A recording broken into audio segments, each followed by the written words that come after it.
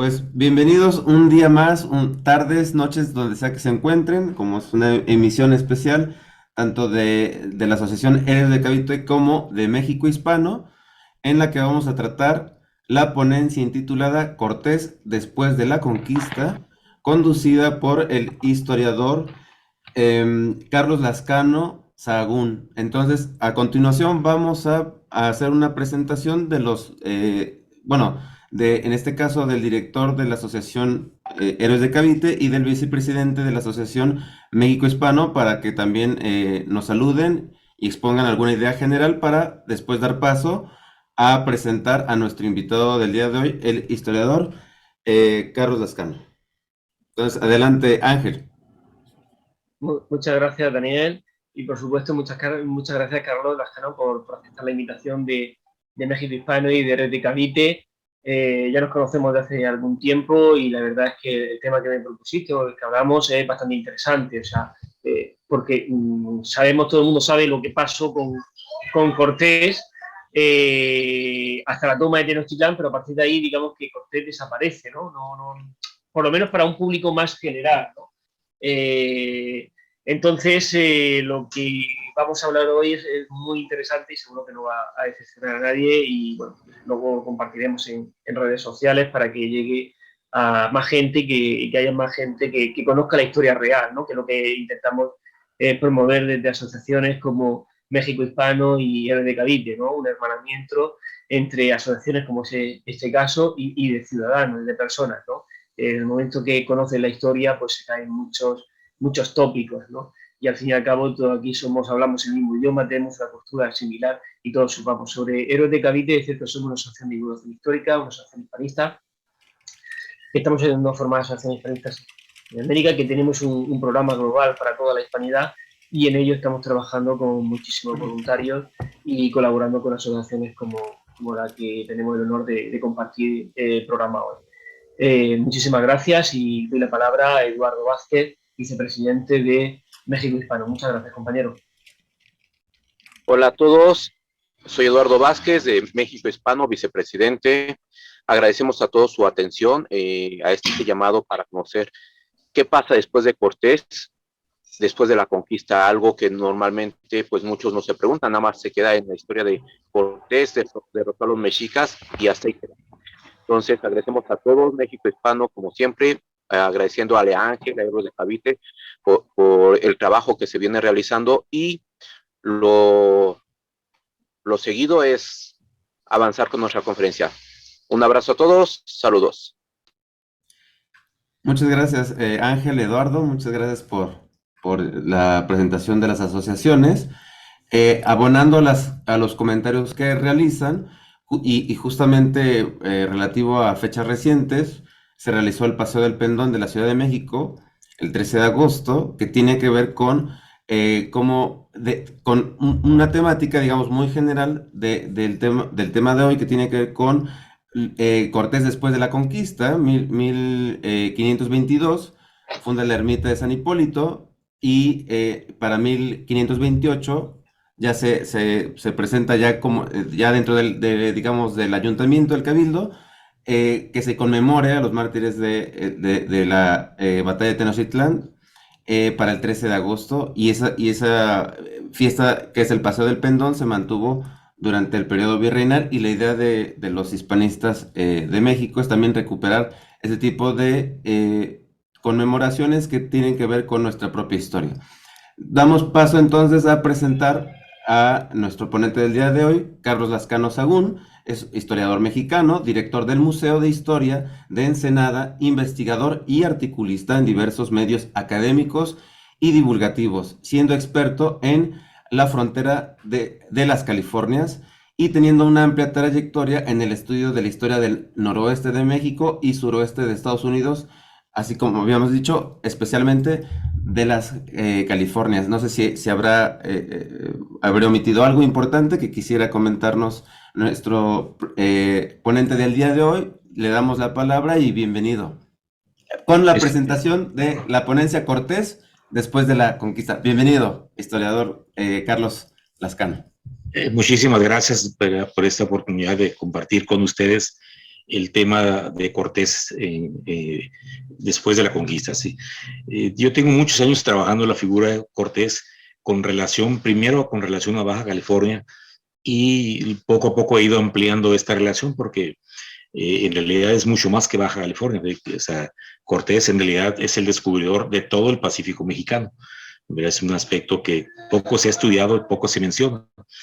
Pero miren, muchos de estos estudios que he estado realizando, digo, ya actualmente ya he publicado 4 libros con el tema de Cortés y Baja California.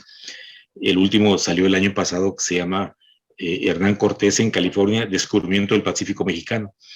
Pero la exposición que quiero ponerles, o sea, todo esto tiene que ver con lo que hizo Cortés después de la conquista, ¿verdad? Pero todas mis conclusiones, muchos de mis estudios parten de una serie de preguntas.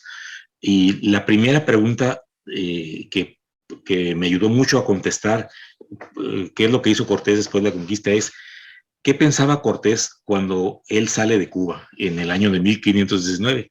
Si ustedes recordarán, lo envió el gobernador de Cuba, Diego Velázquez. Previamente, Diego Velázquez había enviado dos expediciones que habían explorado parte del Golfo de México. Manda una tercera expedición. Intenté contestar esa pregunta: ¿qué pensaba Cortés cuando decide traicionar a Diego Velázquez, cuando sale de Cuba en 1519?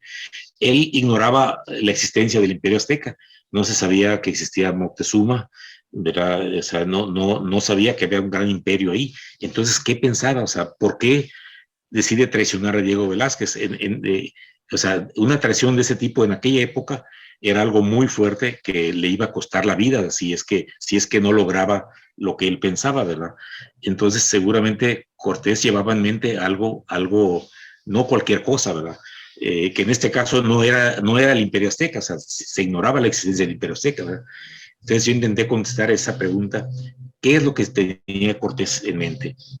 Después de analizar numerosos estudios, ¿verdad?, documentos, actitudes, etcétera, sobre todo las cartas de relación de Cortés, mi conclusión es que Cortés lo que buscaba era lo mismo que Colón: llegar a la tierra de las especies, ¿verdad? Recuerde que cuando en 1519, cuando Cortés sale, solo se había encontrado el Pacífico en Panamá por Vasco Núñez de Balboa, ¿verdad? Todas las navegaciones entre Colón y Cortés, el 95% de las navegaciones que hubo en ese lapso, estamos hablando de casi 30 años, todas buscaban cómo encontrar el Pacífico. O sea, al descubrir el nuevo continente, España no se olvidó de su objetivo: llegar a tierra de las especies. Ahora, ¿qué tan importante era el mercado de las especies? O sea, para que por un lado Portugal explorara medio mundo y por otro España hiciera lo mismo. Y no solo eso, sino que ese mercado hizo que en el siglo XVI y parte del XVII España y Portugal fueran las potencias mundiales, ¿verdad?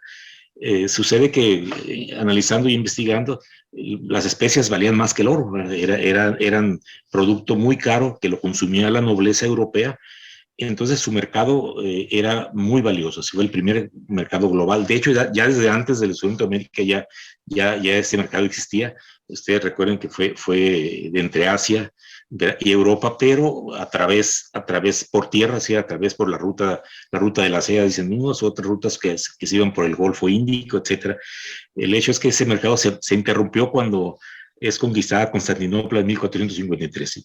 Entonces, todas las navegaciones posteriores a Colón siguieron buscando el Pacífico, o sea, no se detuvieron en querer conquistar América.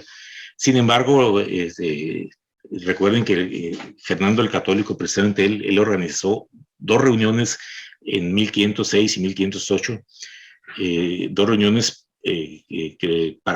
para analizar la situación de América, ¿sí? Y entre las conclusiones, una es que tenían que encontrar el Pacífico, y segundo, tenían que poblar, a conquistar América, porque si no lo hacían ellos, lo iban a hacer cualquiera de las otras potencias de aquella época, ¿verdad? Todas enemigas de España, ¿verdad? Entonces, esa búsqueda, digamos, del Pacífico para poder llegar eventualmente a Asia, ¿verdad? O sea, a las Molucas, a la tierra de las especies, ¿verdad?, fue el motor principal de todas esas navegaciones, y eso es lo que buscaba Cortés también cuando sale de Cuba. Y les mencioné, ya Vasco Núñez de Balboa había encontrado el Pacífico, y ahí en Panamá la franja de tierra es de 90 kilómetros. Entonces, cuando las navegaciones de Diego Velázquez empiezan a explorar el Golfo de México, no sabían cuál era el grosor de la tierra, ¿verdad?, hacia el Pacífico. Me imagino que Cortés o todos suponían que no era muy gruesa, era parecida a la de Panamá. Entonces, para poder buscar ese Pacífico, ¿verdad?, y eventualmente llegar a la tierra de las especies, Cortés decide traicionar a Diego Velázquez, que sus miras nunca fueron muy altas de Diego Velázquez, ¿verdad? Entonces, yo llego a la conclusión de que ese era el objetivo de Cortés a salir de Cuba, y por esa razón, para tener la independencia total y manejarse como él creía conveniente, decide traicionarlo, ¿verdad? Y tomar el proyecto por su cuenta, ¿sí? Sin embargo, en ese proceso es cuando se da cuenta de la existencia de los aztecas, ¿verdad? Y pues se dio cuenta que para poder llegar al Pacífico primero tenía que conquistarlos, ¿verdad? Y lo cual ocurre relativamente rápido, en un proceso de 2 años, ¿verdad? Los conquista, y una vez conquistados decide retomar su proyecto original, o sea, llegar al Pacífico. Miren, no pasaron ni 2 meses, ¿verdad? Todavía salía humo de Tenochtitlan, cuando Cortés manda buscar el Pacífico, manda a 3 grupos, estamos hablando de octubre de 1521, digo, todavía salía humo de Tenochtitlan, manda 3 grupos a buscar el Pacífico. Ya previamente, ya tanto aztecas como tlaxcaltecas le habían informado a Cortés de la existencia del Mar del Sur, que se llamaba en aquella época, y estos 3 grupos que manda encuentran por distintos lados el Pacífico, el Mar del Sur. Eso lo informa el rey, Cortés al rey en sus cartas de relación. Y entonces cuando Cortés ya, y una vez con el Pacífico conocido, o sea, decide que sea su proyecto más importante. Desde luego él buscó consolidar la Nueva España, pero parte de esa consolidación era precisamente explorar y conocer bien el Pacífico, ¿verdad?, porque seguía la meta de llegar a la tierra de las especies, ¿verdad? Entonces Cortés inicia en ese momento un proceso a partir de 1521 de explorar el Pacífico mexicano, y va a grandes rasgos de sur a norte. Este proceso Cortés se prolongó durante 20 años. O sea, para Cortés culmina en 1540 y culmina precisamente con el descubrimiento de la península de Baja California. Pero en realidad es todo un proceso. Comienza Cortés, o sea, el primer lugar que encontraron los españoles del Pacífico es en Tehuantepec, y simultáneamente Zacatula, que es el límite actual entre Michoacán y Guerrero, donde desemboca el río Balsas, ¿verdad? Y también lo encuentran en ese mismo 1521 o principio de 1522 en la actual costa de Colima y parte de Jalisco, ¿sí? En Cihuatán, o en Barra de Navidad, y posiblemente la costa de Manzanillo, ¿verdad? Es una parte que todavía yo estoy analizando, ¿verdad? Y entonces Cortés manda a conquistar toda esa costa por tierra, ¿verdad?, distintos ejércitos, y los primeros años, precisamente de la consolidación de Nueva España, es precisamente ir conquistando esa parte de la costa, ¿verdad? Desde luego Cortés tampoco se olvida del lado del Golfo de México, ¿verdad? Él personalmente va incluso a la región del Pánuco, cuando se quería meter Garay, ¿verdad?, desde la región de Florida, y desde luego también lo de las cibueras, por el lado ya de Centroamérica, pero del lado del Atlántico. Pero el proyecto principal para él fue el Océano Pacífico. Entonces comienza entre 1521 y 1526, antes de que se fuera a las cibueras, comienza este proceso en que son descubiertas y conquistadas toda esa costa que va incluso desde Guatemala hasta lo que es el norte de Jalisco, y posiblemente hasta el sur de Nayarit.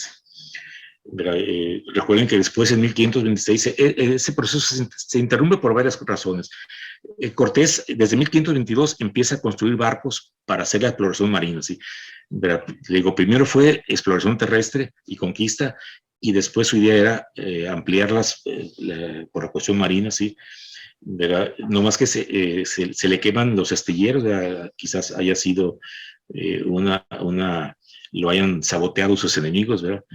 Pero vuelve a construir las naves, y cuando ya las tenía listas para explorar hacia el norte, el rey le pide que las mande al Pacífico, las mande a atravesar el Pacífico y llegar a Filipinas para apoyar la navegación de Loaiza. Recuerden que fue la segunda después de Magallanes, ¿verdad? Que cruzó el Pacífico.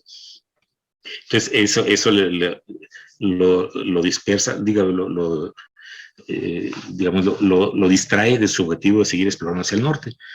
Después Cortés va a España entre 1529 y 1513, en el 30, y ya cuando regresa, ya estando en España, hace las capitulaciones con la corona, en la cual ya le dan permiso de una manera formal de seguir explorando el Pacífico y además formar una nueva gobernatura, ¿verdad? Si encontraba un lugar propicio para ellos, ¿sí? En ese ínter que él estaba en España, se forman las audiencias, ¿verdad? que gobernaron. O sea, Cortés llega a ser el gobernador, ¿verdad? Pierde poder. Él quería hacer que lo nombraran virrey, pero lo más que logra es que fue capitán general, ¿verdad? Aunque le da el título de marqués, pero no el poder. Sin embargo, la primera audiencia estuvo de presidente Nuño de Guzmán. Nuño de Guzmán, como ustedes saben, fue un enemigo acérrimo de Cortés. Nuño le tenía mucha envidia, ¿verdad? Y yo calculo que esa envidia de Nuño hacia Cortés es porque cuando Cortés estaba expandiendo Nueva España y va a la región de Pánuco precisamente a someter las fuerzas de Garay, después de Garay nombran gobernador de Pánuco a Nuño de Guzmán, ¿verdad? Pero Nuño se encuentra con que ya Cortés le había ganado parte de lo que se suponía que correspondía a su gobernación, y yo me imagino que de ahí es donde nace el odio a Cortés, y como Cortés empezó a tener mucho prestigio, pues su odio aumentó. Y cuando lo nombran a Nuño presidente de la primera audiencia de la Nueva España, él decide ganarle a Cortés en las exploraciones, de continuar explorando el Pacífico, y Nuño comienza a explorar, hace una expedición muy grande que se descubre buena parte del occidente de México, ¿verdad? Lo que son los estados, exploran allí Nayarit, Jalisco, lo que es Aguascalientes, Durango, Sinaloa, ¿verdad? Y ahí hay una franja del Pacífico que esa no la exploró Cortés, la exploró Nuño, pero es una franja que va entre el norte de Nayarit y parte de Sinaloa. Pero Nuño, como saben, fue una persona muy odiada en su tiempo por su arbitrariedad y crueldad, y pronto pierde el poder, y cuando llega el primer virrey, Antonio de Mendoza, lo encarcela y lo mandan a España. Entonces, a partir de 1532, ya que regresa Cortés de España, él decide continuar las exploraciones hacia el norte, ¿verdad? Enviando una serie de navegaciones, que es cuando es descubierta Baja California, ¿verdad? La primera la manda en 1532, Diego Hurtado de Mendoza, que llega hasta el norte de Sinaloa. Después envía a Diego Becerra y Fortún Jiménez, que en 1533, que es la primera que descubre Baja California, ¿verdad? En 1535, Cortés personalmente regresa a Baja California y amplía las exploraciones, ¿verdad? Es en este contexto que la península de California recibe el nombre de California, ¿verdad? Fue la primera California que hubo. No puede tener un poquito en este detalle. O sea, cuando llega Cortés, estuvo entre 1535 y 36, un año en la Bahía de La Paz. Le puso la Bahía de Santa Cruz. En aquella época estaba ya muy de moda la novela de caballería Las Sergas de Esplandián, que parte de esa novela se desarrolla en una isla llamada California, ¿verdad? Y vivían las amazonas, su reina era Calafia, y desde luego las amazonas tenían mucha riqueza, oros, diamantes, todo tipo todo tipo de tesoros. Y esa novela llegó a ser un mito, o sea, mucha gente pensaba que era algo real y muchos pensaron que cuando Cortés estaba explorando el Pacífico es porque estaba buscando esa isla o algunas otras parecidas, ¿verdad? Entonces muchos de los que participaron en su expedición tenían ese tipo de expectativas, encontrar islas con tesoros, ¿verdad? En los que pudieran hacerse ricos. Pero cuando Cortés llega a California, a la Bahía de la Paz, pues no encontraron ni tesoros, ni Amazonas, ni nada por el estilo. Al contrario, encontraron grupos de nativos nómadas, ¿verdad? Muy violentos, ¿verdad? Que realmente pusieron en problemas muy graves a Cortés y sus gentes, y le mataron a la mitad de sus soldados, mataron casi a todos sus caballos, prácticamente los tuvieron sitiados en la Bahía de la Paz, ¿verdad? Y finalmente, después de varios meses, Cortés logra medio controlar la situación. Le ocurrieron muchas desgracias. Esta historia es poco conocida. Le agarraron huracanes, se le hunden barcos, hubo motines, traiciones, pero bien novelesca esta parte. Pues después de medio lograr resolver estos problemas, le llevó varios meses, Cortés envía 4 expediciones a explorar el interior de la península desde La Paz. Una de estas expediciones la envía hacia el sur y llega por tierra al actual Cabo San Lucas.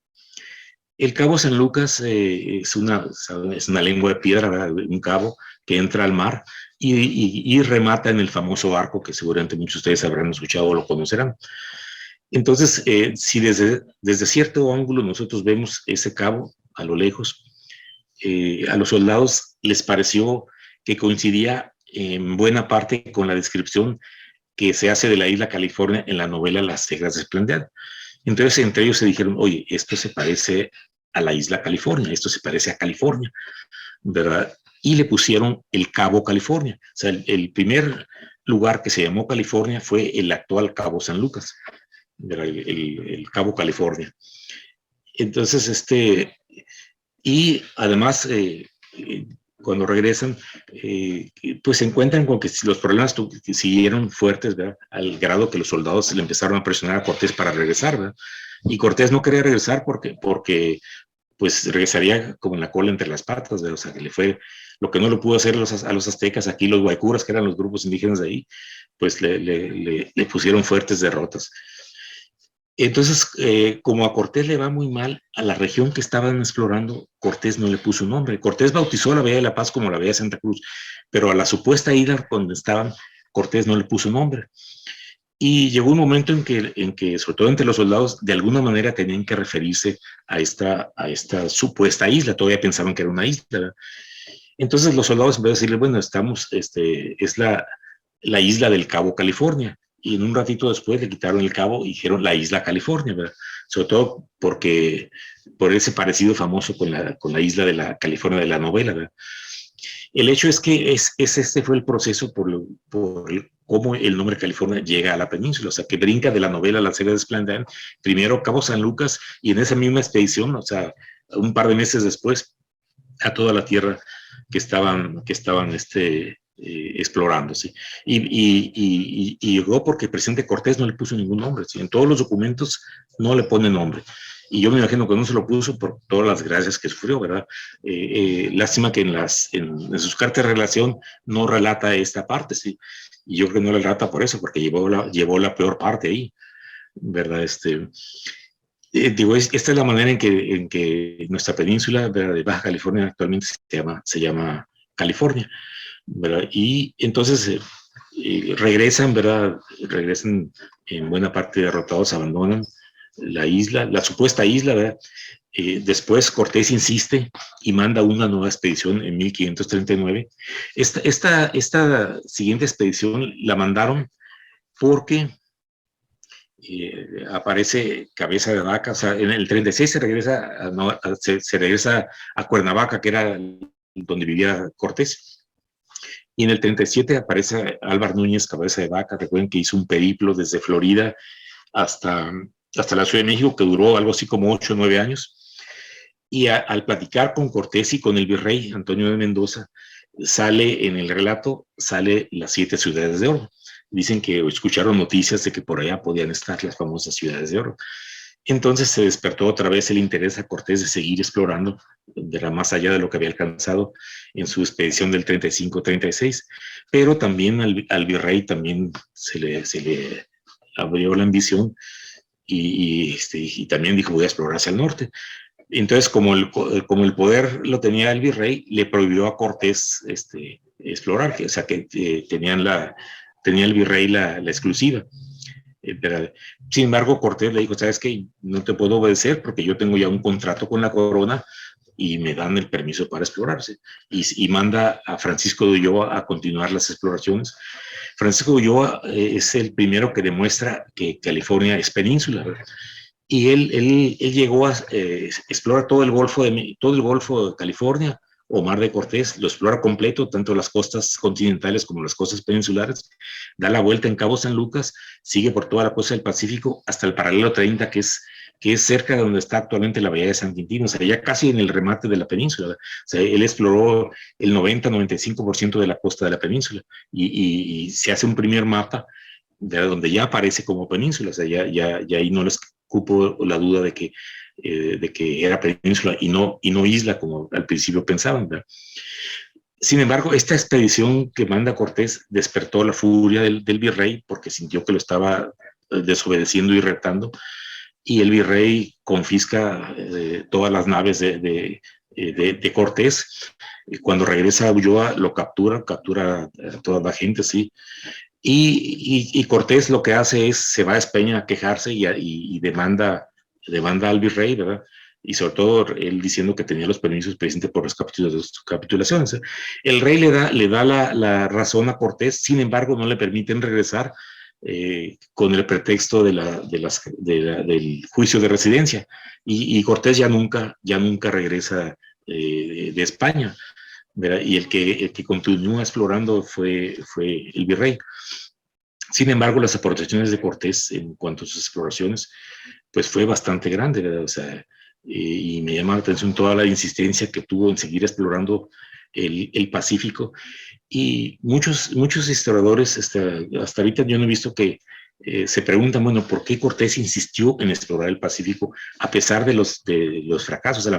Las navegaciones que él envió, todas fracasaron en la supuesta búsqueda de tesoros, ¿verdad? Y a pesar de eso, de las grandes pérdidas, siguió insistiendo Cortés. De hecho, después de la navegación de Ulloa, Cortés pensaba mandar una nueva expedición con 5 naves, iba a poner a su hijo mayor, Martín Cortés, ¿verdad? Lo iba a poner al frente de ella. O sea, si esta expedición hubiera ocurrido, Cortés hubiera sido el descubridor de la actual California estadounidense, ¿verdad? Pero no ocurrió así por esos problemas que tuvo con el virrey, ¿verdad? Que finalmente impidieron que siguiera sus exploraciones, ¿verdad? Pero a lo que voy aquí es siempre se ha especulado entre muchos historiadores, bueno, ¿por qué Cortés insistió tanto en querer explorar el Pacífico? ¿Sí? O sea, 20 años, ¿verdad? De no dejar el ojo sobre el Pacífico, ¿sí?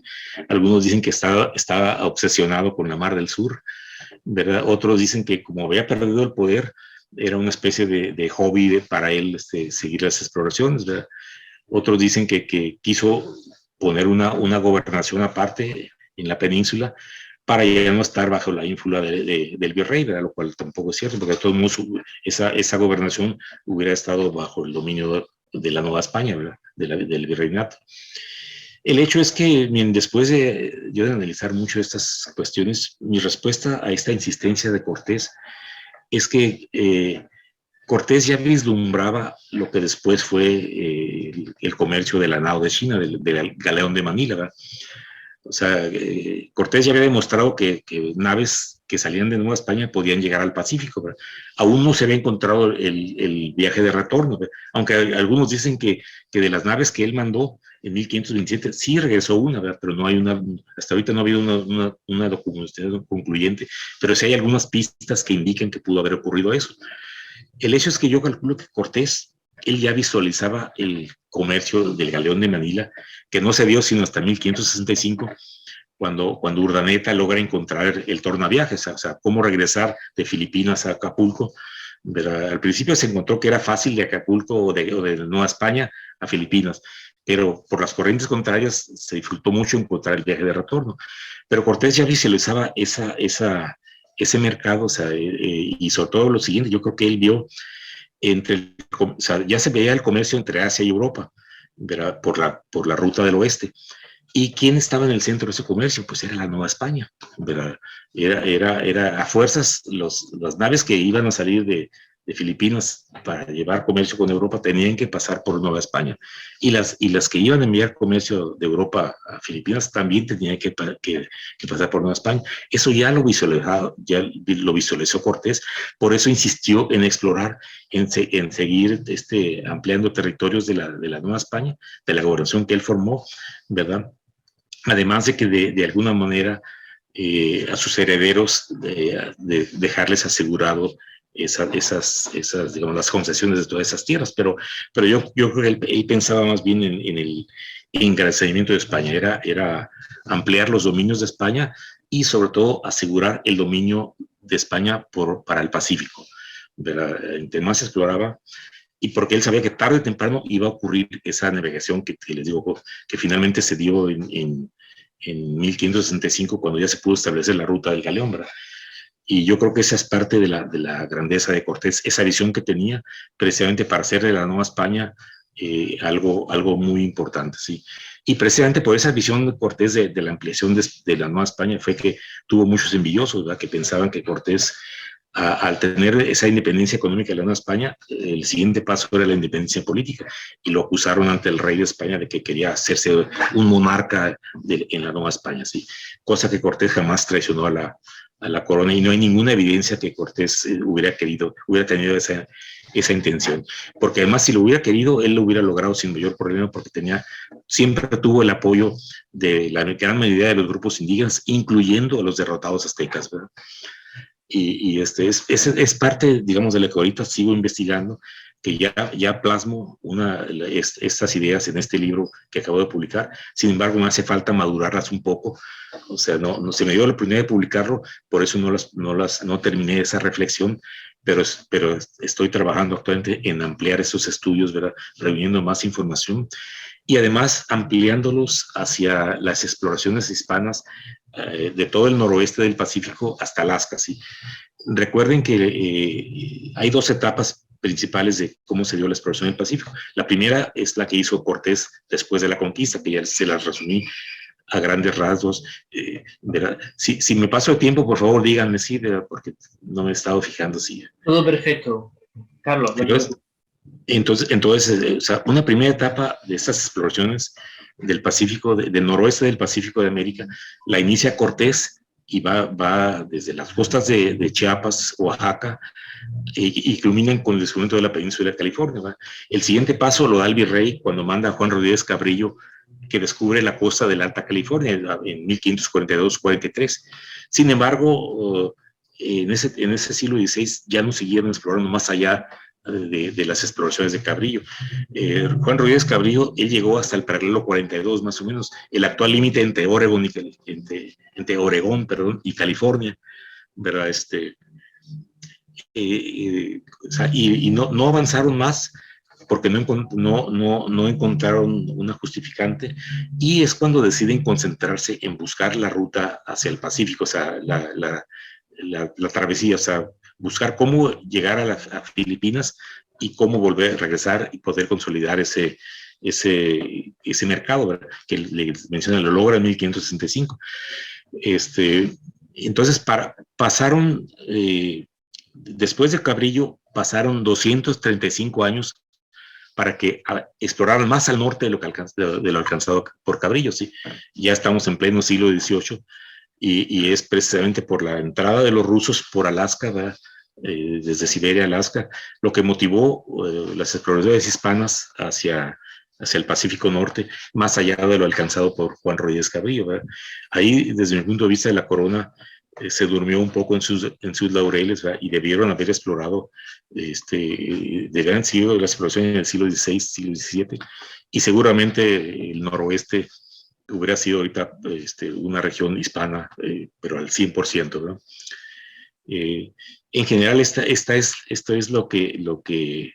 el motivo de mi plática, ¿verdad? exponer este proyecto de Cortés, es el más importante que tuvo después de la conquista, que es la exploración del Pacífico. En el CAL se descubrieron los 8,000 kilómetros de costa del Pacífico mexicano, ¿verdad? Y se ampliaron hasta la costa de la actual California estadounidense, ¿verdad?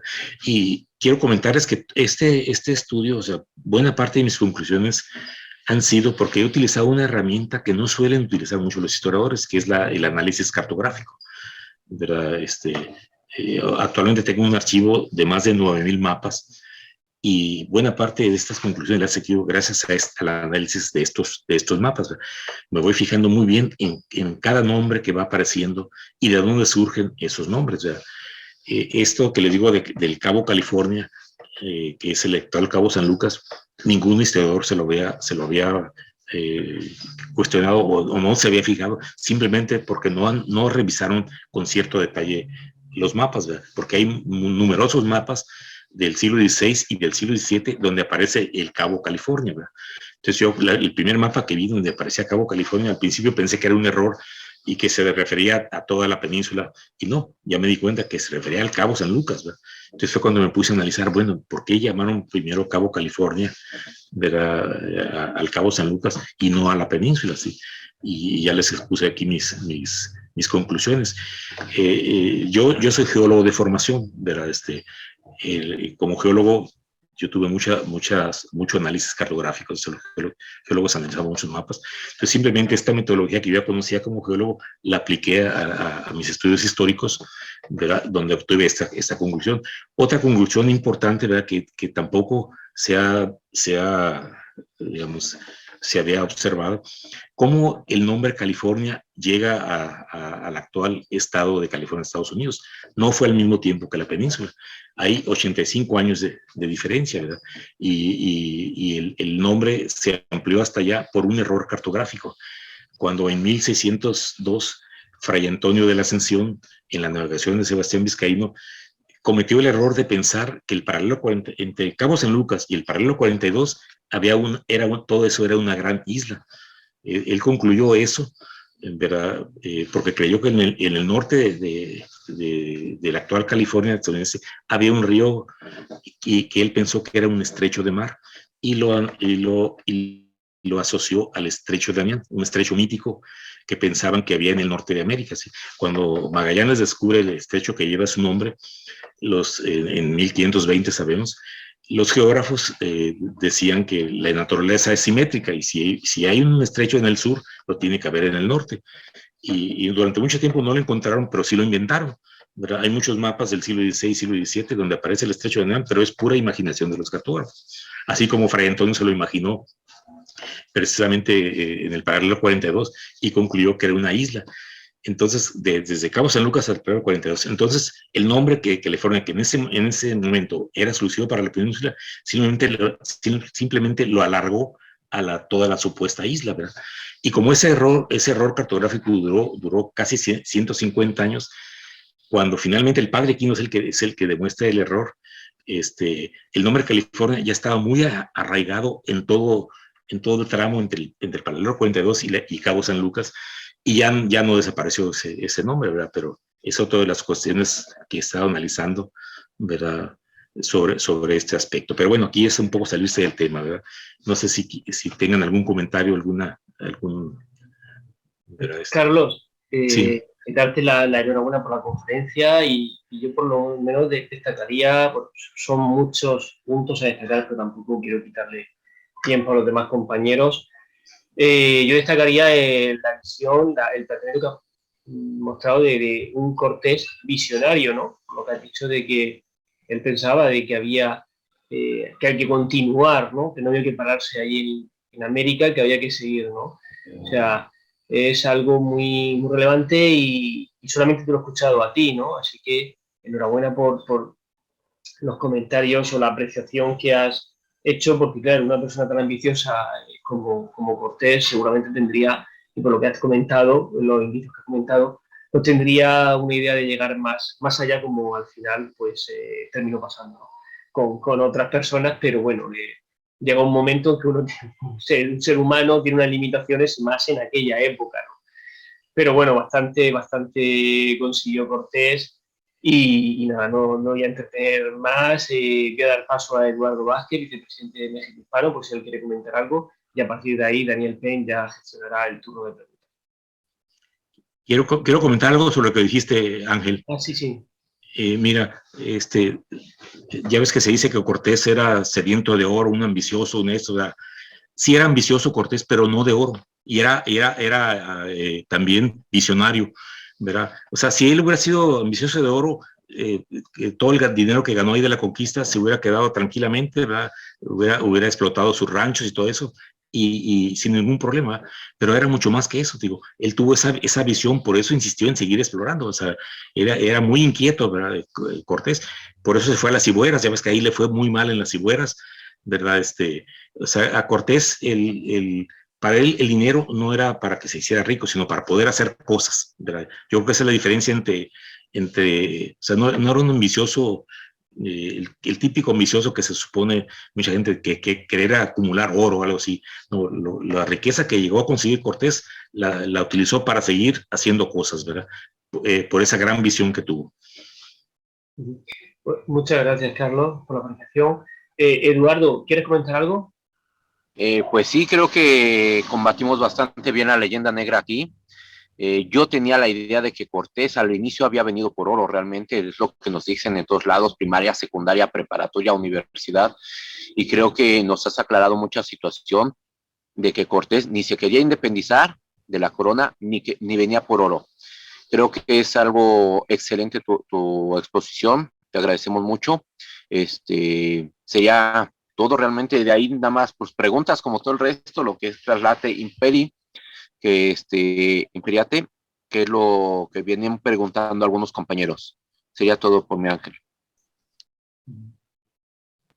No sé si quieras comentar, Carlos, al respecto. Y ahorita de todos modos vamos a ir pasando los turnos y leyendo las preguntas que van anotando en el chat.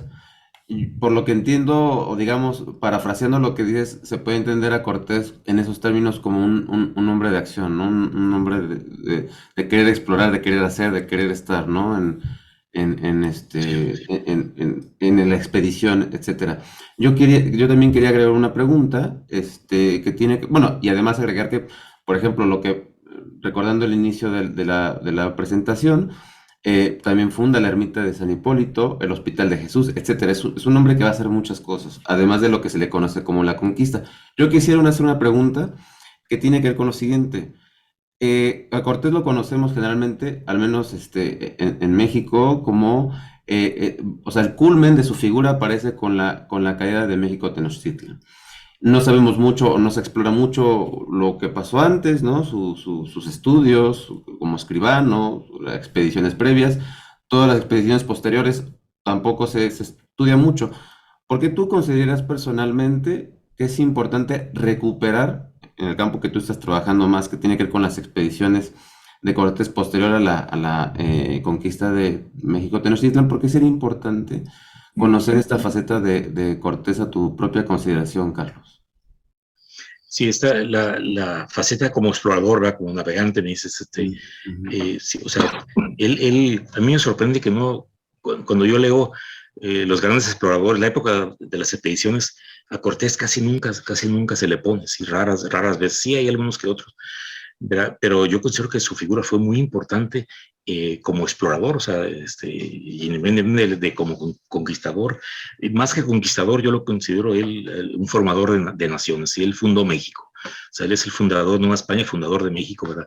Él para mí nuestra nacionalidad nace de ahí, ¿verdad? Y como navegante y como explorador es una de sus múltiples caras, y desde luego sus aportaciones, o sea, yo lo veo por mapas, o sea, ¿cuál era la cartografía? O sea, yo analicé los mapas cuando Cortés sale de Cuba, la visión que se tenía del continente americano era muy distinta a cuando Cortés consolida la Nueva España, sí. O sea, en este libro, que por cierto lo voy a presentar pronto en la Ciudad de México, yo les aviso con la que tuvieron la oportunidad de ir. En este libro, Cortés en California, yo presento 180 mapas, y en ellos cómo se va dibujando el perfil de México en la medida en que van avanzando las expediciones, ¿verdad? y todo eso, todas esas cartografías, todas surgen de las expediciones que manda Hernán Cortés, ¿verdad? De todo su proyecto en el Pacífico, ¿verdad? Desde luego, para mí esas exploraciones no fueron al azar, ¿verdad? No fueron producto de una visión, de una planeación, ¿verdad? De un personaje realmente fuera de series. Y para mí, Cortés es un personaje extraordinario y yo creo que pocos países tienen esa suerte, ¿no? De que hayan sido personajes extraordinarios los que los fundaron, ¿sí? Esa es la visión que yo tengo de Cortés, ¿verdad? Les aclaro que cuando yo comencé a estudiar Cortés, yo también pensé que era un personaje ambicioso, todo lo que nos enseñan en la escuela, ¿verdad? Pero al irme introduciendo en los documentos, en las historias, en los relatos, sobre todo conociendo las visiones de historiadores fuera de México que no tenían los prejuicios que tenemos aquí, pues cambió radicalmente mi visión de Cortés. Pero fue un proceso, o sea, no cambió de un día para otro, poco a poco, hasta que fui comprendiendo que realmente es un personaje fuera de serie. Perfecto, muchas gracias por la ponencia, es muy ameno todo lo que nos estás comentando, nos hace conocer mejor la historia. En un momento vamos a pasar el turno de los compañeros que tienen preguntas, en un momento para que vayan preparando sus preguntas. En un momento pasamos a la compañera Elisa, pero nada más para redondear y divulgar un poco el trabajo de nuestro invitado, el historiador Carlos, de sus libros previos y que algunos están también disponibles para poder ser adquiridos en línea.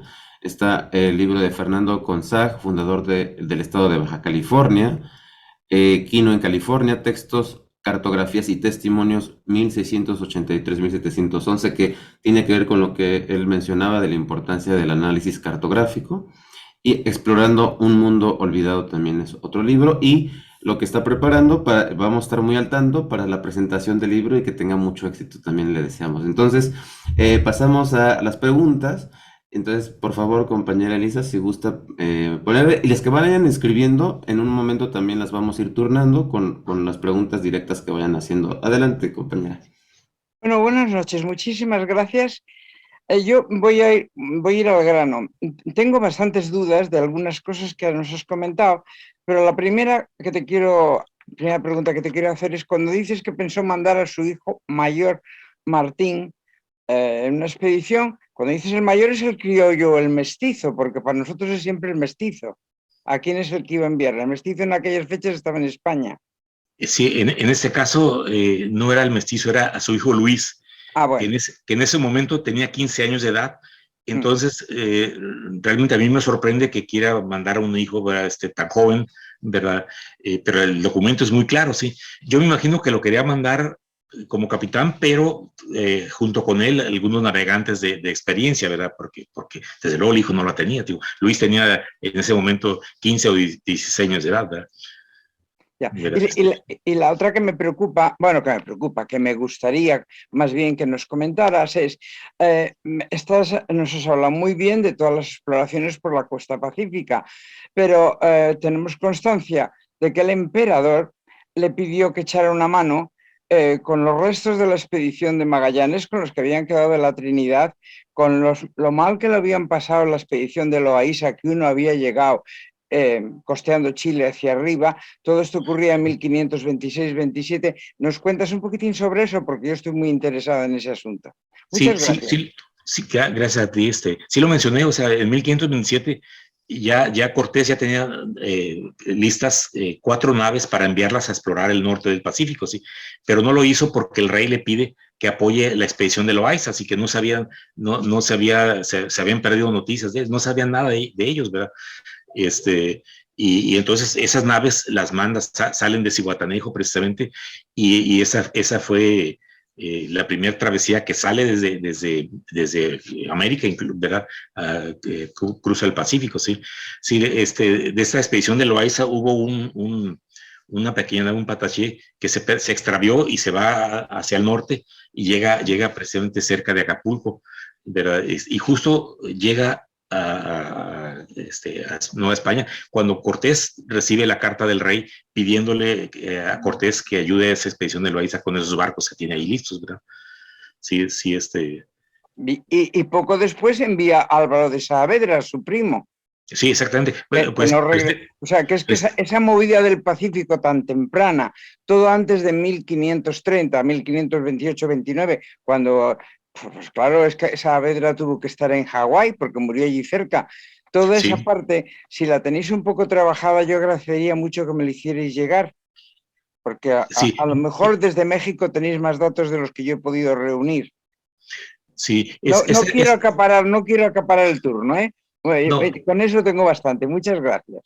no, oiga, Elisa, mira que esa navegación yo no la he analizado muy bien. Efectivamente, o sea, lo que termina Cortés cuando envía esas naves era poner a su primo al mando, a Álvaro Saavedra, ¿verdad?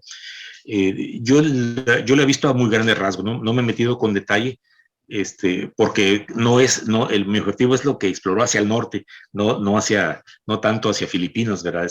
Y luego recuerden que en 1529 Portugal y España firman los tratados de Zaragoza, precisamente para no estarse peleando por las Molucas, ¿verdad? Es cuando se ponen de acuerdo y las Molucas quedan para Portugal y Filipinas queda para España, ¿verdad? Entonces ya Cortés ya no insiste en mandar naves hacia las Molucas, ¿verdad? Y solo le queda el camino hacia el norte, ¿verdad? Que es cuando amplía sus exploraciones hacia allá, ¿verdad? Por esa razón no me he metido con tanto detalle esta expedición de Cortés, la que manda con su primo, ¿verdad? Porque no tiene tanto que ver con las exploraciones del Pacífico Norte. Tiene que ver el sentido de que las iba a utilizar para explorar el Pacífico Norte y no lo pudo hacer por mandarlas a las Molucas, ¿verdad? Muchas gracias.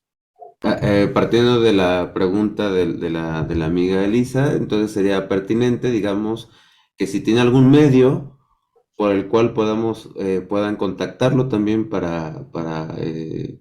digamos, para esta información, dudas, los libros, próximas ponencias, lo que ustedes te está trabajando, ¿cómo lo podemos contactar? ¿Tiene algún medio? Tiene mi correo electrónico, yo creo que lo más fácil sería por el correo electrónico. De hecho, yo tengo algunos libros sobre esta expedición de 1527, la que manda.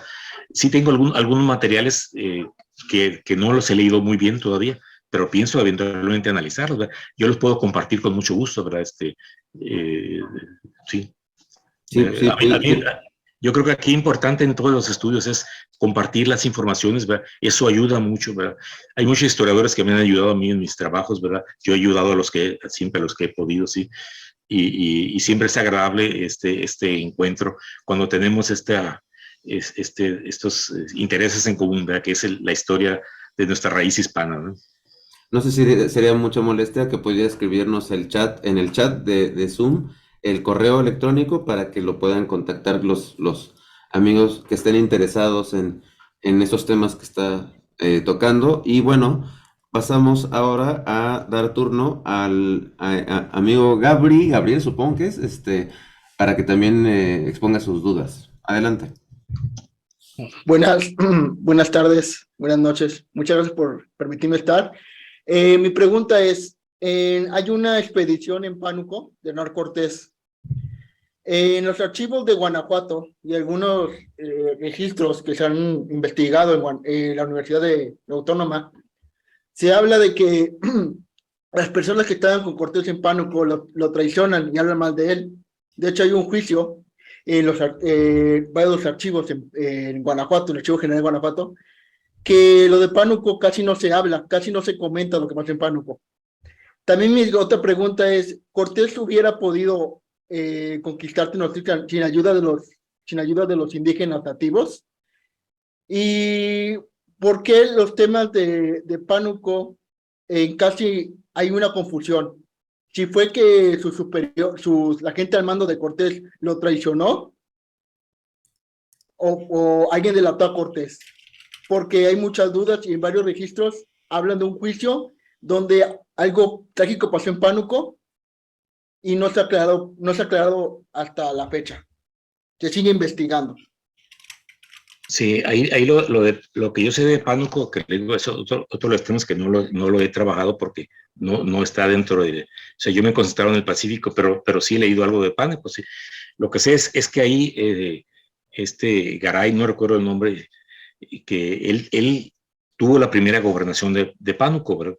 Pero en el momento en que Cortés estaba conquistando a los aztecas, ¿verdad? Entonces Cortés quiso ampliar lo más que pudo los dominios de Nueva España y desde luego él no reconoció los límites de Pánuco, de la provincia de Pánuco en el río Pánuco. ¿Sí? Entonces él decidió, él personalmente va precisamente a ampliar la conquista de Nueva España hacia la región de Pánuco, invadiendo parte de lo que le correspondía a Garay. ¿verdad? Ahora, Garay le fue muy mal. Si primero los mismos indígenas derrotaron, es que los españoles ahí fueron muy crueles con los indígenas y los mismos indígenas derrotan a buena parte del ejército de Garay. ¿verdad? No recuerdo haber que alguien haya traicionado a Cortés, es posible que sí, porque esa parte, le digo, no la conozco muy bien. Lo que sí sé es que finalmente Cortés gana esa región de Pánuco para Nueva España, ¿verdad? Queda bajo los dominios, y que fue que lo mencioné, fue cuando el segundo gobernador de Pánuco fue Nuño de Guzmán, y fue cuando le agarró coraje a Cortés, porque parte de lo que él le correspondía estaba bajo el dominio de Cortés y no de él, ¿verdad? Ok, muchas gracias. Había otra pregunta, ¿no? Otra parte. Lo de los indígenas, sí, porque no se queda muy claro y mucha gente le echa la culpa a los españoles, cuando fueron los mismos indígenas que apoyaron a Cortés para conquistar Tenochtitlan. Bueno, es evidente que sin el apoyo de los indígenas, Cortés no hubiera podido conquistar a los aztecas, ¿verdad? Así, eso sin mayor duda, sí. Sí, sin ninguna duda. O sea, el triunfo de Cortés, su base son su alianza con los tlaxcaltecas, ¿verdad? Y ahondando en la pregunta del compañero, yo tendría, digamos, extendiendo esa pregunta, ¿qué papel jugaron tanto los, digamos, indígenas que fue contactando Cortés en sus expediciones posteriores, así como los que pudieran estar con él en estas exploraciones? ¿Qué papel tuvieron los indígenas en las exploraciones del Pacífico y en este periodo? ¿Qué relevancia tuvieron? Pues, sí, claro, o sea, miren, en todas esas conquistas posteriores, el apoyo de los indígenas fue fundamental. O sea, no crean que iban los ejércitos de miles de españoles, no, iban españoles, pero junto con ejércitos de indígenas, ¿verdad? Entonces, la expansión de Nueva España, o sea, siguió siendo fundamental la participación de los indígenas, principalmente de los tlaxcaltecas. Bueno, al grado llegó que hasta Filipinas la conquistaron, Claro. iban muchos tlaxcaltecas e incluso aztecas, ¿verdad? Muchos mexicanos no terminan de aceptar el hecho de que finalmente los aztecas se volvieron aliados de Cortés, ¿verdad? Después de la conquista. ¿verdad? Muchos no lo quieren aceptar, ¿verdad? Pero es un hecho. O sea, una vez conquistados los aztecas, se volvieron amigos y aliados. Hay algunos testimonios de cómo dicen que después, cuando hicieron el juicio de residencia, muchos aztecas defendían a Cortés, ¿verdad? Y hablaban muy bien de él, sí. Sí, claro, como la batalla de Cagayán van a estar tlaxcaltecas en las Filipinas. Entonces, sí Sí. tuvieron, posteriormente también tenían presencia, pero la pregunta la hacíamos justamente acotada a esta temática. Entonces, es fundamental el papel que siempre tuvieron los aliados indígenas en estas Sí, claro. exploraciones de los españoles. Pasaríamos ahora también, había levantado la pregunta un compañero Leonel, no sé si quisiera hacerlo, si ahorita sí, en un momento prepare su pregunta y posteriormente, como ya la tenía levantada Andrés Manco David, pasamos también a que haga su pregunta y también que nos expongan desde dónde nos hablan. También. Adelante, Andrés. Muy buenas tardes, señores. Hablo desde Colombia, Antioquia, Colombia, la región del Darién. Mi pregunta es sobre el Traslate Imperio. O sea, porque para mí es un dato muy importante que muchos médicos como que realmente no le dan la importancia a eso. Como es sabido, en el Perú también pasó eso mismo, o sea, el Traslate Imperio, entre el hijo de Manco Cápac, Manco Cápac, del virrey, hacia Carlos V, Carlos I de España. Esa es mi pregunta. O sea, sobre el Traslate Imperio en México. Por Montezuma, segundo. No entendí la pregunta. ¿Cuál es la pregunta? Mi pregunta es sobre el Traslate Imperio de Montezuma II por medio del Marqués de la Conquista de México, o sea Cortés. ¿Por qué no se le da tanta importancia en México? O sea, para que nos ilustre, nos ilumine sobre esa cuestión. Bueno, recuerden que Moctezuma no fue el último emperador azteca, después fue Cuitláhuac y Cuauhtémoc. O sea, finalmente, aunque Moctezuma aceptó ser parte del Imperio de España, no así muchos de los demás indígenas, ¿verdad? Como los que representaba Cuitláhuac y posteriormente Cuauhtémoc, ¿verdad? Pero este tema de, ¿cómo le llaman? Traslate, ¿cómo? Traslado imperii es un concepto jurídico que tiene que ver con cómo, digamos, toda la... básicamente lo que va a decir este concepto es que todos los preceptos, ordenamientos jurídicos previos que tienen que ver con los reinos y con los cacicazgos de los distintos lugares a los que fueron explorando los españoles, pasan a ser a ser reconocidos, pero a partir de la soberanía de la corona española, en este caso de Castilla y Aragón, pero digamos, ese es el concepto jurídico. No sé si, digamos, aclarando el concepto, quisiera, porque digamos, no es el tema central ni especializado del invitado historiador Carlos, pero si quisiera abonar a esta idea, sobre esta idea de cómo el papel que también tuvo Cortés en este proceso, digamos, de que, y recordando esta impresión, o más bien este comentario que realiza sobre la importancia y reconocimiento que le dio Cortés a la corona, más allá de, digamos, habladurías o de rivalidades políticas, ¿no? Sí, no sé si quisiera ahondar al respecto. Sí, lo que yo sé es que, para comenzar, Cortés respetó la estructura que ya del Imperio Azteca. O sea, no la destruyó, él al contrario, la siguió aprovechando para poder él expandir la Nueva España. Sí, la fue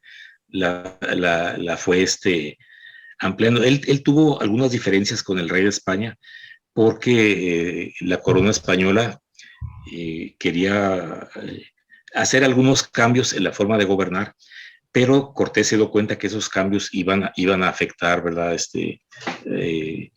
sea, iba a haber protesta de los mismos soldados españoles, ¿verdad? Y de hecho yo creo que fue una de las razones por la que no lo ratificaron como virrey, ¿verdad? Contradijo al rey de España en varios aspectos muy importantes de cómo gobernar, ¿sí? Y él creó una serie de leyes en base a un buen gobierno. Algunas cosas las tomó de España, pero otras muy importantes las adaptó de la misma forma de gobernar de los aztecas, ¿verdad? Él respetó la estructura general que tenían de gobierno que tenían los aztecas, él la respetó, ¿verdad? Siguió nombrando, Cortés mantuvo como emperador a Cuauhtémoc y posteriormente a otros que siguieron, ¿verdad? Esa estructura que formó Cortés. Posteriormente ya los virreyes la deshicieron, ¿verdad? Porque querían darle todo el poder a España, ¿verdad? Precisamente eran parte ahí de las acusaciones que le hacían a Cortés de que quería independizarse del rey de España, ¿sí? Parte, digamos, de esta exposición estética del Traslado Imperii se puede apreciar en el Palacio Real de Madrid, en el que se ve una escultura, por ejemplo, de Atahualpa y de Moctezuma, ¿no? Esas son como nociones estéticas, como de cómo, Sí. cómo está presente el Traslado Imperii en el Imperio Español. Ahora, por favor, compañero Leonel, si gusta hacer la pregunta y desde dónde nos está contactando. Hola, buenas tardes, ¿cómo estás? Quiero felicitarte por la excelente exposición, muy interesante. Muy bonito la parte del nombre de California, ¿no? No sabía eso. La pregunta te va a ser lo siguiente. Buenas tardes a todos. ¿Qué participación o qué pasaba con el hijo de Cortés y la Malinche en todo este caso? Se parece un poquito a la pregunta que hizo la doctora antes, hace un rato. el hijo de Malinche, que es uno de nuestros protagonistas porque llevaba la sangre española y la sangre indígena, ¿no? A todas estas aventuras de Cortés, ¿qué pasa con el hijo de él, con Malinche? Gracias. Sí, miren, al respecto, precisamente en mi libro, en una parte del libro puse un epígrafe citando unas palabras de Cortés. Alguien le preguntó a Cortés, recuerden que él tuvo dos hijos que se llamaban Martín, ¿verdad? El nacido de la Malinche y el nacido de doña Juana de Zúñiga, la marquesa. Entonces alguien le preguntó que si a cuál de los dos apreciaba más, ¿verdad? Pensando quizás que le iba a decir que al de la marquesa, ¿verdad? Sin embargo, Cortés le dice, a los dos los quiero igual, dice, los dos son mis hijos y los aprecio igual, ¿verdad? O sea, no veo diferencia. Eso es muy importante, que nos habla precisamente de la parte de la personalidad de Cortés, ¿verdad? Apreciaba mucho a todos sus hijos, ¿sí? Y al que tuvo con la Malinche igual. Si ustedes recordarán, a su hijo Martín se lo llevó a España, o sea, al de la Malinche, ¿sí? Y fue parte de los pajes del rey, ya, en este caso Felipe II, ¿verdad? Fue tratado con la misma deferencia que los demás hijos de Cortés, ¿verdad? En su testamento lo incluye a todos sus hijos, incluye incluso a sus primeros hijos que tuvo con una indígena, a una mujer indígena ahí en la isla de Cuba, ¿verdad? Que por cierto, a esa hija indígena que tuvo, que fue su primera hija, sí, le puso el nombre de su madre, ¿verdad? Leonor. O sea, se ve que Cortés apreciaba a su descendencia, fueran mestizos, fueran criollos, fueran españoles, ¿verdad? No parece él haber tenido algún tipo de prejuicio racial, ¿verdad? Cortés, ¿verdad? Eso es lo que yo he investigado y he analizado, ¿verdad? Bien, aprovechando que también Leonel escribió también una pregunta y ahorita vamos a leer algunas de las preguntas escritas y volvemos a pasar a los turnos de los que quieran participar directamente. También preguntó qué participación tuvo en esta etapa de las exploraciones, ¿no? del Pacífico y posteriores a la conquista de Tenochtitlan. ¿Qué participación tuvo en esta etapa el hijo de Cortés y la Malinche? Si la Sí, hubo. o sea, en las exploraciones no lo hubo, o sea, estaban muy pequeños todavía, ¿no? No participaron en esas exploraciones. El que pudo haber participado era Luis, que es uno de los hijos mayores, pero no se dio esa oportunidad ya por las razones que yo le dije, el problema que tuvo con el virrey, ¿verdad? Los demás hijos los Martínez no participaron, estaban muy chicos entonces. Sí, Antonio Elías Salum nos escribe una serie de preguntas. Vamos a tratar de responderlas brevemente porque son varias y porque hay otros compañeros que también quieren participar, o al menos que haya una que en lo particular sea más importante para que nos responda ahorita el compañero Antonio, pero voy leyéndolas y dice, ¿qué estimaciones maneja nuestro invitado don Carlos sobre la cantidad de población mesoamericana a la llegada de Hernán Cortés? Es un tema pues que o sea, yo me baso en lo que dicen los expertos en ese tema así del pueblo, en cuántos habitantes había en Nueva España, ¿verdad? Que son muy variables y es un tema que no domino, o sea, no es parte de mi estudio, ¿no? Segunda pregunta es, en su opinión, de no haber encontrado a nadie, ningún ser humano en América, ¿no? ¿Hubiesen podido sobrevivir los descubridores españoles? Pues desde luego, ¿verdad? O sea, hubieran aprovechado los recursos naturales que hay, ¿verdad? Que daban para mucho, ¿verdad? O sea, si no hubieran encontrado ningún tipo de población que estuviera deshabitado, hubieran aprovechado los recursos, ¿verdad? No creo que hubieran tenido ningún problema. Y aquí voy a ligar esta pregunta, la tercera, con una que también nos hace el compañero Gregorio Tello. Gregorio Tello expone esta pregunta y digamos, la ligo a la tercera pregunta que nos hace el compañero Antonio. Dice Gregorio Tello, ¿tuvo alguna relación Cortés con Pizarro en la exploración del Mar del Sur y descubrimiento del Perú? Y esta la ligo a la tercera pregunta que dice, ¿cómo explica que Cortés no se haya interesado en el Perú? Entonces, ¿cómo es esta relación de Cortés con el Perú, ¿qué se sabe de intenciones, intereses, etcétera? Sí, recuerden que cuando o sea, la conquista de Perú fue posterior a la conquista de Nueva España. Entonces, de hecho, Pizarro, que era pariente de Cortés, le pide ayuda a Cortés cuando estaba la parte más dura, y Cortés le manda un barco lleno de gente, de armas y de muchas cosas, ¿verdad? Finalmente, cuando este barco arriba, ya había pasado la problemática, pero sí Cortés le mandó ayuda a Pizarro, sí. El que quiso intervenir fue Pedro de Alvarado. Para entonces ya él era el gobernador de Guatemala, y él quiso, o sea, de una manera oportunista, quiso llegar a Perú para participar también de la conquista, pero pues la gente de Pizarro se lo impidieron, pero él llegó a un acuerdo con Pizarro, y Pizarro le dio una cantidad de dinero para que ya no pretendiera meterse a Perú, ¿verdad? Pero sí, Pedro Alvarado sí quiso, sí lo intentó, ¿verdad? Pero Cortés no, Cortés le mandó un apoyo.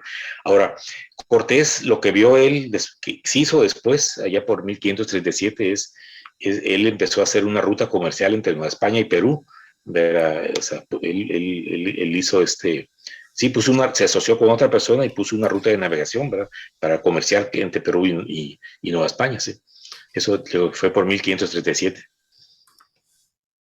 Perfecto. En un momento seguimos con la serie de preguntas que estamos anotando del chat, y vamos a darle el turno al amigo Mario Jesús Gaspar, que también hace un momento anterior había solicitado turno, y posteriormente a María de los Reyes. Entonces, por favor, Mario Jesús, adelante.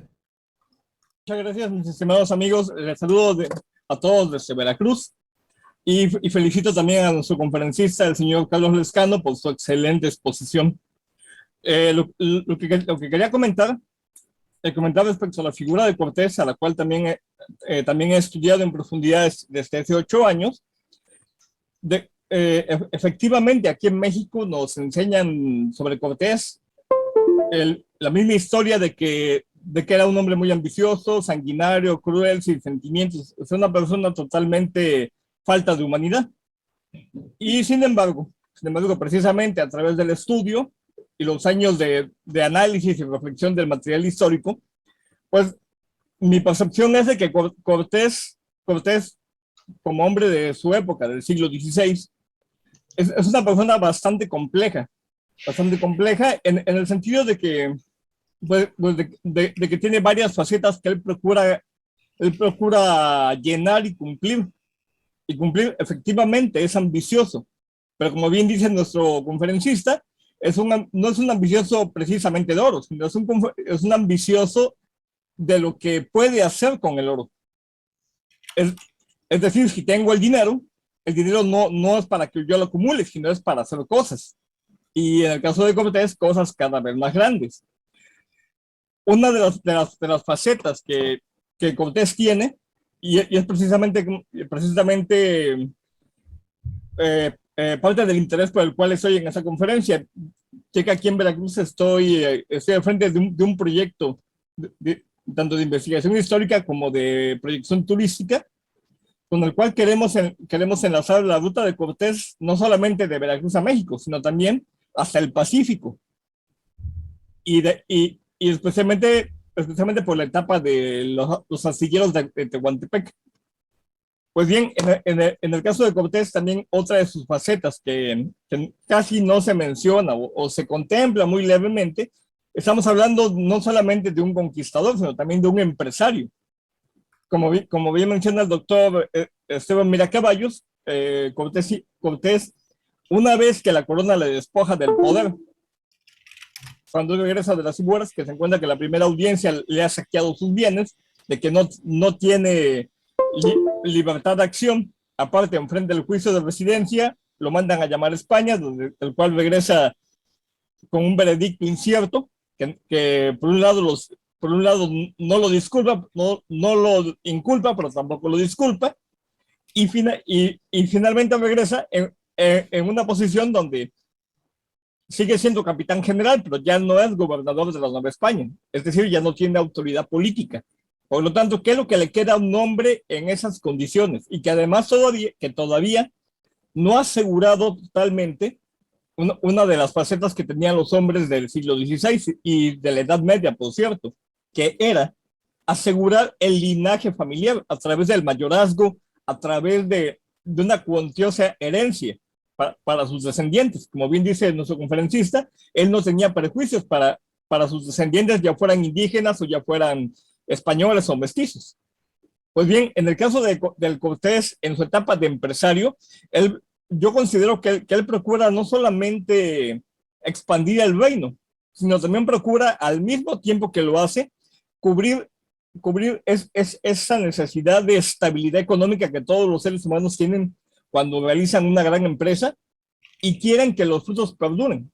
Además también de asegurarse a sí mismo una vejez sin problemas, como él mismo le escribe al emperador Carlos I, con mucha amargura en la década de 1540, que él esperaba que ya para ese entonces ya pudiera retirarse a descansar y le echa en cara al emperador todo cuanto hizo con su dinero ganado en la conquista y en el marquesado, y que gastó precisamente en estas expediciones tan costosas en el Océano Pacífico. Igual también le menciona que a la edad que él ya tiene, que ya supera los 50 años, dice, pues yo ya esperaba retirarme y no puedo. ¿Por qué? Porque aparte, pues he tenido una vida azarosa, tengo más de 20 años que no como bien, que no duermo bien, que no descanso bien, y todo eso me está acabando mi salud. Y en eso, para no alargarme, pues también tengo una pregunta para nuestro conferencista, al cual felicito nuevamente por su excelente trabajo de investigación y que espero poder leerlo. ¿Qué nos podría decir, doctor Carlos, sobre los astilleros de Tehuantepec que mandó San Cortés? Sí, esos astilleros pues fueron la base, ¿verdad?, donde construyó, fueron los primeros astilleros del continente americano, ¿verdad? Y donde se construyeron los primeros barcos de México, sí, que exploraron toda la costa del Pacífico, exploraron también hacia Perú y exploraron o sea, cruzaron todo el Pacífico, ¿verdad? O sea, tienen una importancia histórica muy grande. Los de Tehuantepec, que fue el más importante, pero también estaba el de Zacatula, ¿verdad? Que también fue de igual importante. Y a mí me llama la atención que actualmente no hay, digamos, era para que hubiera, no sé, una placa, un monumento, algo que recordara esto, ¿verdad? Yo en unos días voy a ir precisamente a Zacatula, ¿verdad? No conozco este lugar y precisamente para reconocer cómo está actualmente esta región, sí, a un lado de Michoacán, sí, y espero ir también a Tehuantepec. Yo soy de las personas que me gusta conocer los lugares donde ocurrieron los hechos, ¿verdad? Entonces, y por cierto, quiero ir a Veracruz, ya conozco Veracruz, pero todavía cuando no tenía interés de Cortés, a ver si nos conocemos personalmente, ¿verdad? Con una oportunidad de ir para allá. Sí, por eso yo también he realizado varios viajes a España para conocer dónde nació Cortés, dónde murió y otros lugares que tienen que ver con otros conquistadores y españoles destacados, ¿verdad? Pero sí, el caso de Tehuantepec, igual Zacatula, son sitios históricos de mucha importancia, ¿verdad? Que hablan de los inicios de nuestro país, ¿verdad? Y que están muy, muy olvidados, ¿verdad? Y que ciertamente es una lástima cómo nuestra historia está tan deformada, tan afectada, ¿verdad? Bueno, bien, por eso no aprendemos nuestra historia, porque se nos muestra una historia falsa en muchos aspectos, como es este caso. Así es. Doctor, aprovechando su viaje, no olvide visitar el Faro de Cortés, que también fue el primero de toda Hispanoamérica, o del continente. Sí, si me deja su correo, me gustaría que estuviéramos en contacto, ¿verdad? Para establecer lo que yo creo pudiera ser una relación que fructifique precisamente en ahondar más en estos estudios, ¿verdad? Claro que sí. Muchas gracias. A usted. Perfecto, en esta, digamos, interés e inquietudes de Cortés de distintas índoles, mencionando la parte de empresa, que también se puede entender como una gesta, una acción, un emprendimiento hacia algo que puede entenderse como una conquista, propiamente también hablando de la historia de Cortés, que es importante porque es la historia de México. es también el primer empresa propiamente dicha, que es de producción de caña para azúcar, y eso también lo pone Hernán Cortés, ¿no? Es también otro de sus, parte de la historia de este personaje. Damos la palabra a la compañera María de los Reyes para que haga su comentario y pregunta y también nos diga desde dónde nos habla. Adelante. Buenas noches a todos. Desde un pueblecito de Tarragona, en España. Bueno, muchísimas gracias, Carlos, por tu exposición tan rica y sencilla a la vez, y tan próxima. Bueno, la pregunta que voy a hacer, no sé si, bueno, ¿qué te parece a ti o cómo contemplas ese mito de que los españoles fueron considerados, y en especial Hernán Cortés, fueron considerados dioses cuando llegaron, y en esa contemplación o no de esa posibilidad de haber sido considerados dioses, cómo fue el proceso para ver que no eran dioses y no caer en el belicismo, sin embargo sí en esa mutua colaboración de combate en la conquista, ¿no? Sí, lo que yo he investigado y leído sobre este aspecto, ¿verdad? Es que sí, en un principio consideraron cierta divinidad, sobre todo por los augurios que ya había tenido Moctezuma anteriormente, ¿verdad? Como el cometa y otros aspectos del fin del Imperio Azteca, ¿verdad? Y era gente muy religiosa, por lo tanto, en muchos aspectos muy supersticiosa, ¿sí? Sin embargo, los mismos grupos indígenas rápidamente se dieron cuenta, pues, de que no eran dioses, ¿verdad? O sea, creo que ese proceso se superó rápidamente, ¿verdad? Al principio sí, digamos, sobre todo creyeron en esta divinidad, ¿verdad? Por la forma en que llegaron, por algunas de las armas de fuego, ¿verdad? Pero creo que fue rápido el proceso en que se dieron cuenta, pues, que no eran tal, ¿verdad? Igual que les tenían miedo a los caballos, pues pronto les dejaron de tener ese miedo, sí. Ahora hay que considerar que no todos los grupos indígenas pensaron que eran dioses, ¿verdad? En el caso de Baja California, que ya los comenté, los grupos guaycuras a los que se enfrentó Cortés, pues desde luego ellos no, en ningún momento pensaron que eran dioses, los atacaron de inmediato. Miren, ahí hay un relato ahí de uno de los soldados de Cortés. Cuando Cortés desembarcó, llegó un grupo de 60 indígenas guaycuras y le pintaron una raya en la playa, así literalmente una raya. Por eso que se pinta una raya así. Le dijeron, ¿sabes qué? Si pasas esta raya va a haber guerra, ¿verdad? Y desde luego pasó Cortés y efectivamente hubo la guerra, y el que llevó la peor parte fue Cortés, ¿verdad? Eso, pintar la raya, también lo utilizaban los yaquis en Sonora, como que era un aspecto cultural del noroeste de México, ¿verdad? Pero, o sea, digo, no todos los grupos indígenas creyeron que eran dioses, ¿verdad? Y en el caso de Mesoamérica creo que fue rápido que se dieron cuenta que no lo eran, ¿verdad? Y por eso fueron la guerra cruenta contra los aztecas, ¿verdad? Claro, en especial el pueblo ubicado en los aztecas eran un pueblo muy beligerante y muy guerrero. Sí. Y entonces, claro, en el momento en que ven que no son dioses, el proceso de aceptación, claro, de forma inmediata, no sé, podrían habérselos cargado en lugar de haber hecho amistad, ¿no? Digamos. Pero bueno, bien, muchas gracias por la contestación. Sí. Y felicitaciones por la conferencia. Muchas gracias. Muchas gracias. Vamos a leer algunas preguntas que quedaron del chat y en un momento también damos la palabra de nuevo a Andrés y a Gabriel para que también sean breves. Estamos un poco en tiempo y la siguiente pregunta es una que quedó de el amigo Antonio. Dice, ¿tiene datos?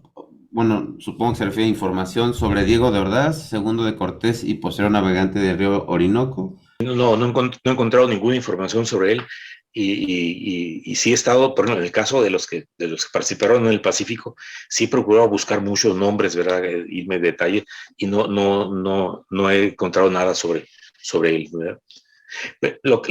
Un comentario que quisiera hacerle, don Antonio, es que del río Orinoco, miren, una parte de mis estudios que se han derivado precisamente de lo de Cortés es el concepto de nuevo mundo, o sea, o el concepto de nuevo continente. ¿Sí? ¿En qué momento los españoles se dieron cuenta o los europeos se dieron cuenta que estaban encontrando un nuevo continente? Casi todo el mundo ubica esto en 1507, cuando aparece el mapa de Martín Wetzemuller, no sé si lo ubican, el primero donde viene el nombre América, en América del Sur, ¿verdad?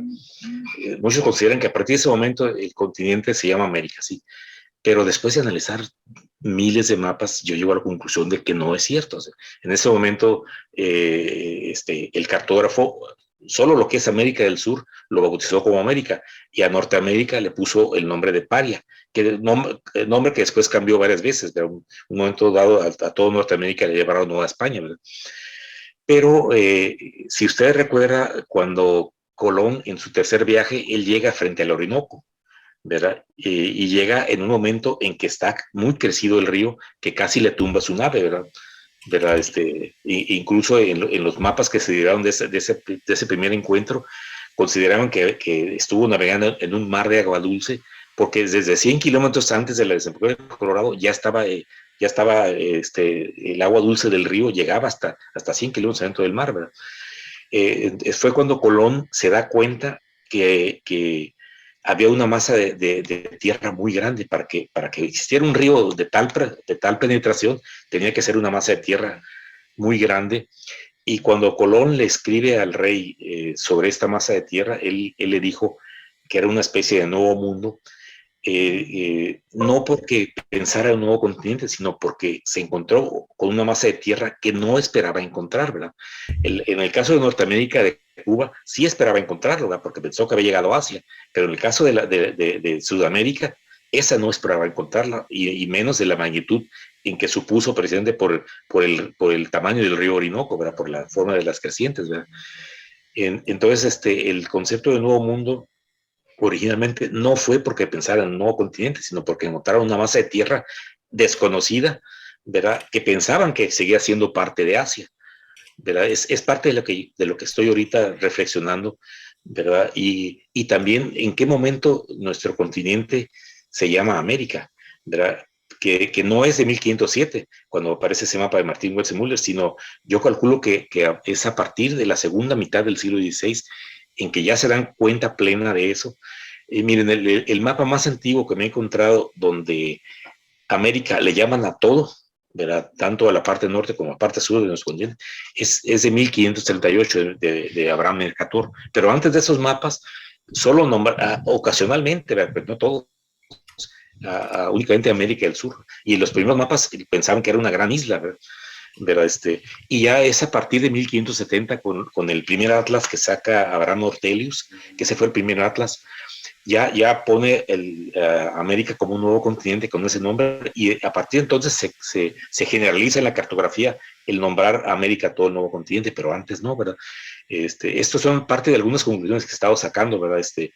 Y que tienen que ver precisamente con la llegada de Colón a Sudamérica, ¿verdad? Que él fue el primero que conoció Sudamérica, ¿verdad? Perdón por esta digresión. Tenemos otras preguntas. Esta no es propia de la, digamos, de la especialidad de la ponencia, pero menciona Ale Rojas.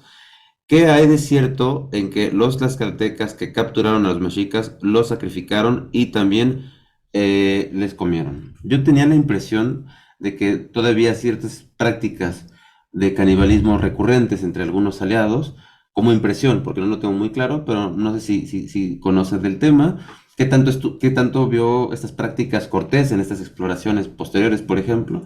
No sé si quisiera comentarnos. Sí, yo sé que sí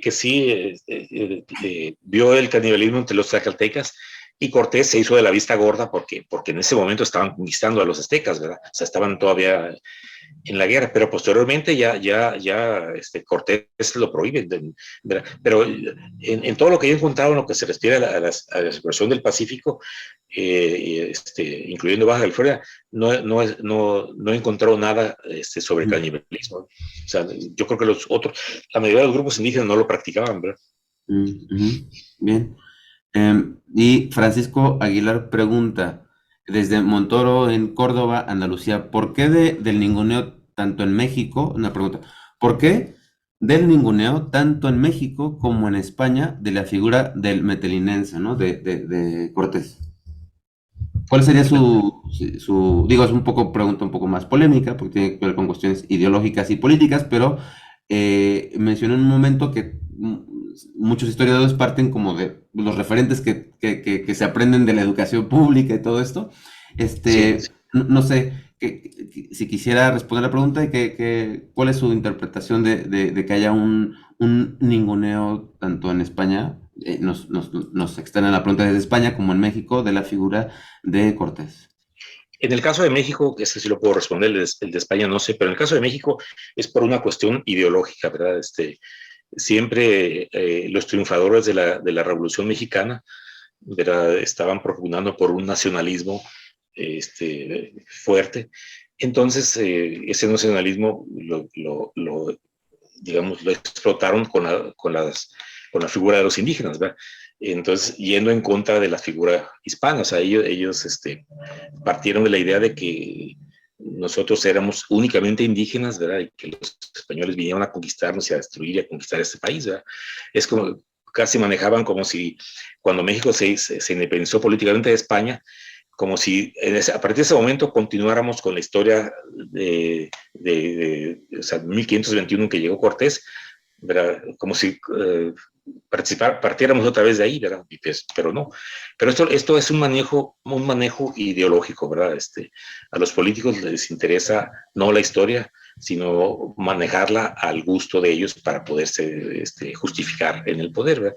Y le digo, los triunfadores de la Revolución Mexicana, ellos promovieron un nacionalismo que buscó que los afianzaran en el poder, y fue este manejo, o sea, la figura de los indígenas como que los mexicanos somos exclusivamente indígenas y que los españoles son unos conquistadores que vinieron a destruir nuestro país, ¿verdad? No a fundarlo como es la realidad. Y es por esa cuestión, sí. En el caso de España, ignoro por qué se le ningunea a Cortés, ¿verdad? Sí, digamos, es lo que en muchos casos se menciona como la historiografía o el relato aztequista, ¿no? Además, Sí, centrado en el centro del país. Dejaríamos entonces para que los últimos dos personas que tienen levantada la mano hagan sus preguntas, que sean breves, y daremos por finalizada la conferencia del día de hoy, obviamente con los debidos despedida de cada uno de los de nuestro invitado y de los representantes de México Hispano y Eres de Cavite. Entonces, por favor, compañero Andrés Manco David, adelante. O sea, ¿se ha encontrado algún dato sobre los conquistadores africanos? O sea, hubo gente de África que estuvo metido en las tropas de Cortés, de Cortés, o de los conquistadores. Nadie pregunta. Sí, como la figura de Juan Garrido, ¿no? Que la mencionó. Sí, adelante. Supongo que, sobre todo en el contexto de las posteriores exploraciones, o inclusive antes, ¿cuál sería el papel? Antes, ¿cuál sería el papel, digamos, de personajes, digamos, como Juan Garrido sobre la exploración y conquista, ¿no? De los españoles. Exacto. O sea, soldados de origen africano, creo que es lo que estaban comentando, ¿verdad? Sí. No, en el caso de las explosiones en Baja California no he encontrado ninguno de ese origen. Lo que más se aproxima es este abanico, el que venía junto con Cabeza de Vaca, ¿verdad? Este abanico, él era de origen africano, ¿verdad? Era musulmán originalmente, ¿verdad? Posiblemente de alguna de las colonias portuguesas, pero de alguna manera llegó a España, ¿verdad? Es el único que yo sé. No tiene que ver directamente con las navegaciones de España, pero de Cortés, sí, pero en parte sí, porque él fue el que promovió mucho la idea de las 7 ciudades, ¿verdad? Cuando se finaliza la caminata de Cabeza de Vaca, ¿verdad? Y de hecho, Estebanico acompaña a Fray Marcos de Niza, que lo envía el virrey precisamente para buscar noticias sobre estas ciudades, estas 7 ciudades de oro, ¿verdad? y después de eso se organiza la expedición de Vázquez de Coronado, ¿verdad? Que todos sabemos que fue un fracaso porque las famosas ciudades pues no existían, ¿verdad? Es lo único, el único africano, digamos, que he localizado entre los personajes que he estado analizando que estuvieron asociados a estas producciones del Pacífico. Sí, propiamente en la conquista de México Tenochtitlan se puede ilustrar esta participación de negros, de afrodescendientes, como el caso de Juan Garrido que mencionan en el Códice de Azcatitlán. Se puede ver que uno de los exploradores es de origen africano, de origen negro. Compañero Gabriel, por favor. Buenas tardes. Mi pregunta es sobre los restos de Cortés. Hace años, a la figura de Cristóbal Colón, en el Callejón Reforma, se le pintó y se le destruyó. ¿Usted cree que sea conveniente tener los restos de Cortés aquí en México o regresarlos a España? Por los tipos de cosas que han sucedido. De destruir figuras, como la Cristóbal Colón, que estaba en el Paseo de la Reforma, que varias figuras se han destruido. ¿Usted cree que sea conveniente los restos de Cortés sigan en México o se regresen a España? No, yo creo que debe estar aquí en México. Él es el fundador de nuestra nación, ¿verdad? Él amó a México, sí. Él pidió quedarse aquí en México, ¿verdad? Yo pienso que deben permanecer aquí. Ahora, si hay ciertos riesgos, debería protegérsele de alguna manera, sí. Y desde luego yo creo que ojalá que algún día se enseñe la historia más correcta, ¿verdad? Para que todo el mundo respete los restos de Cortés, ¿verdad? Pero yo creo que debe estar aquí en México porque él quiso morir aquí, él quiso que aquí lo enterraran, ¿verdad? Y desde luego él es el fundador de nuestra patria, ¿verdad? Ok, esa es mi pregunta. Es que por lo que ha sucedido con Cristóbal Colón, que rayaron la estatua, sí. Sí. Pues ya habiendo terminado el periodo de preguntas, vamos ahora a despedir la conferencia, la ponencia del día de hoy. Bueno, muchísimas gracias por la intervención. Yo creo que todos la hemos disfrutado porque todos muchos nos quedábamos hasta la toma de Tenochtitlán y bueno, pues todos hemos podido conocer a ese Cortés ambicioso, ¿no? Que no lo hacía por el oro, sino por lo que lo hacían muchos conquistadores, ¿no? Por llegar más allá, ¿no? Por esa proyección que tenían, por esa capacidad de visionarios, ¿no? Y bueno, y esa sangre hoy es la sangre, no es la sangre española, es la mexicana, porque realmente esos visionarios, esos conquistadores, esos adelantados de su tiempo, se quedaron en México, en Perú y en América, ¿no? Entonces, bueno, pues gracias, Carlos, por ayudarnos a rescatar este legado común, esta historia común entre España y México, en este caso. Y nada, voy a dar paso a Eduardo Vázquez, vicepresidente de México Hispano, para que también se despida de aquí. Y por supuesto, Carlos, seguimos trabajando en proyectos comunes en el Tecavite y en México Hispano. Muchas gracias. Eduardo no lo veo, está desaparecido, a ver si se puede contactar en algún momento y si no, en su defecto, a nombre de México Hispano, estamos también muy agradecidos de la presentación del día de hoy.